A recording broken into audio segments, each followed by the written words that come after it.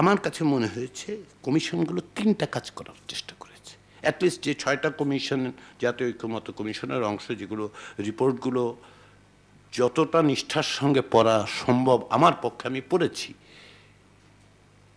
3টা জিনিস করার চেষ্টা করছে। একটা কি, 1 নম্বর হচ্ছে একটা এলিট পলিটিক্যাল সেটেলমেন্ট তৈরি করার চেষ্টা করছে।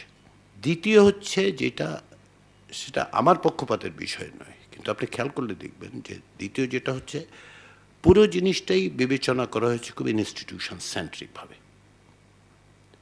সবগুলি আপনি 6টা কমিশনের বাইরে, আমি 6টা কমিশনের কথা বলতে, কারণ এটা আমার পড়া আছে, বাকিগুলি পড়ার চেষ্টা করছি, সবগুলো আমি এখনো পড়তে পারিনি। 3 নম্বর যেটা, সেটা হচ্ছে চেকস অ্যান্ড ব্যালেন্সটাও কিন্তু এই ক্ষেত্রে খুবই লিমিটেড, কারণ তার অ্যাকাউন্টেবিলিটির মেকানিজমটা ইটসেলফ যখন ইনস্টিটিউশন বেসড, এলিট বেসড, তখন তার অ্যাকাউন্ট চেকস অ্যান্ড ব্যালেন্স কিন্তু আসলে পিপলের কাছে না।